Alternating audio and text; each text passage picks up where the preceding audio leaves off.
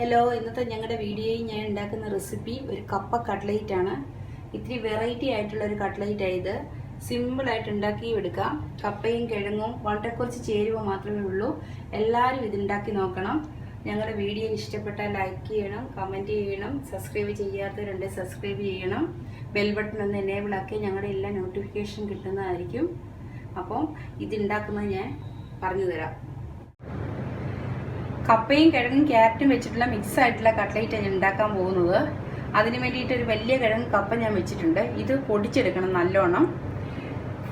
ഒരു വലിയ കിഴങ്ങ് വേവിച്ച് വെച്ചിട്ടുണ്ട്. ഒരു ക്യാരറ്റും വേവിച്ച് വെച്ചിട്ടുണ്ട്. ഉപ്പ് ഇട്ട് പുഴുങ്ങി എടുത്തിരിക്കുന്ന ഇതെല്ലാം നല്ല പൊടിച്ച് മാറ്റി വെച്ചിട്ട് ബാക്കിയുള്ള ചേരുവകളെല്ലാം ചേർത്ത് വേണം ഈ മിക്സഡ് കട്ട്ലേറ്റ് ഉണ്ടാക്കാൻ. കപ്പ വെച്ചുണ്ടാക്കുന്ന കട്ട്ലേറ്റ് ആകുമ്പോൾ ഒരു വെറൈറ്റി ആവും. അപ്പം നമുക്കിത് ഉണ്ടാക്കാം. പാനിൽ എണ്ണ ഒഴിച്ച് ചൂടായിട്ടുണ്ട്. അതിലേക്ക് കുറച്ച് കടുക് ഇട്ട് കൊടുക്കുക. ആദ്യം കടുക് പൊട്ടിക്കഴിയുമ്പോഴത്തേക്ക് നമുക്ക് ബാക്കിയുള്ള ചേരുവകൾ ചേർത്ത് കൊടുക്കണം. ഒരു വലിയ സവോള ചെറുതായിട്ട് അരിഞ്ഞെടുത്തിട്ടുണ്ട്. ഇത് നമുക്കിതിലേക്ക് ഇടാം. ചെറുതായിട്ട് ഇഞ്ചി, പച്ചമുളക്, വെളുത്തുള്ളി ഞാൻ അരിഞ്ഞെടുത്തിട്ടുണ്ട്. ഇതിൻ്റെ ക്വാണ്ടിറ്റിക്ക് അനുസരിച്ചുള്ള സാധനം എടുത്തിട്ടുള്ളൂ. ഇത് നമുക്കിതിലേക്ക് ചേർത്ത് ഇളക്കണം. സവോള, ഇഞ്ചി, പച്ചമുളകൊക്കെ മൂത്ത് വന്നതിന് ശേഷം നമുക്ക് കുറച്ച് തക്കാളി ചേർത്ത് കൊടുക്കണം. ഇത് സാധാരണ കട്ട്ലേറ്റിനെക്കാട്ടി നല്ല ടേസ്റ്റുള്ളതാണ് കപ്പ കട്ട്ലേറ്റ്. എല്ലാവരും ഇത് ഉണ്ടാക്കി നോക്കിയാൽ അത് മനസ്സിലാവും. അപ്പോൾ നമുക്കിത് നല്ല മിക്സ് ചെയ്ത് മൂപ്പിച്ചെടുക്കാം. ഇത് നന്നായിട്ട് മൂത്ത് വരുന്നുണ്ട്. ഈ സമയത്ത് ചേർക്കാൻ വേണ്ടിയിട്ട് ഞാൻ ഒരു ചെറിയ തക്കാളി അരിഞ്ഞെടുത്തിട്ടുണ്ട്. അതും ചെറുതായിട്ട് അരിഞ്ഞിരിക്കുന്ന നമുക്കിതും ചേർത്ത് വഴറ്റണം നന്നായിട്ട്. തക്കാളി ഉള്ളിയെല്ലാം നല്ല മൂത്തിട്ടുണ്ട്. അതിലേക്ക് 1/2 സ്പൂൺ മഞ്ഞൾപ്പൊടി, 1/4 സ്പൂൺ കാശ്മീരി ചില്ലി,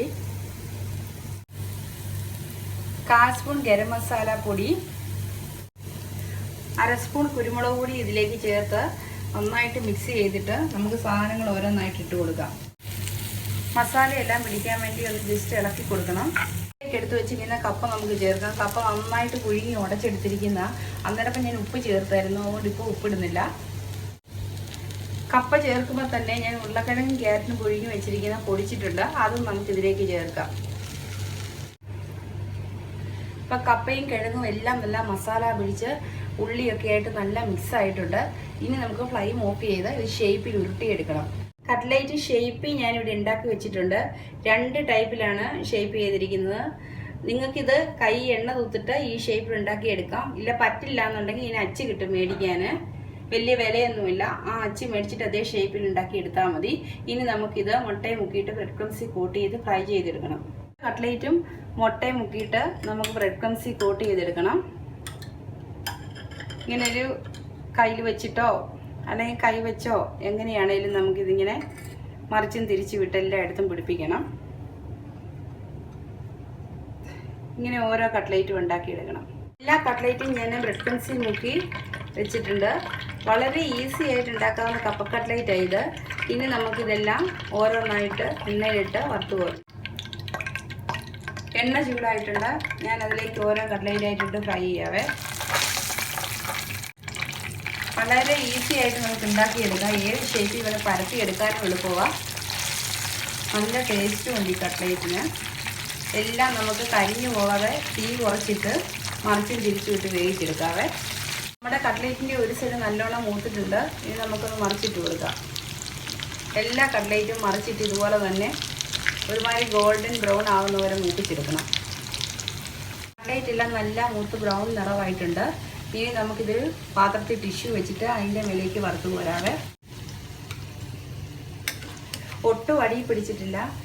നല്ല ക്രിസ്പി ആയിട്ട് കിട്ടിയിട്ടുമുണ്ട്. ഇനി തവ ഫ്രൈ ചെയ്ത് വേണം എടുക്കണമെങ്കിൽ അങ്ങനെയും ചെയ്യാം.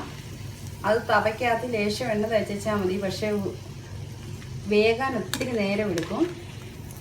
അതുകൊണ്ടാണ് ഞാനിങ്ങനെ ചെയ്യുന്നത്. സമയം ഉണ്ടെങ്കിൽ പിന്നെ അങ്ങനെയൊക്കെ നമുക്ക് വറുത്തെടുക്കാം. ബാക്കിയുള്ള കട്ട്ലേറ്റ് ഞാൻ ഇതുപോലെ ഇട്ട് കൊടുത്ത് ഫ്രൈ ചെയ്തെടുക്കാം. എല്ലാ കട്ട്ലേറ്റും അതുപോലെ തന്നെ ഫ്രൈ ആയിട്ടുണ്ട്. ഇത് നമുക്കൊരു സെർവിംഗ് പ്ലേറ്റിലേക്ക് മാറ്റാം.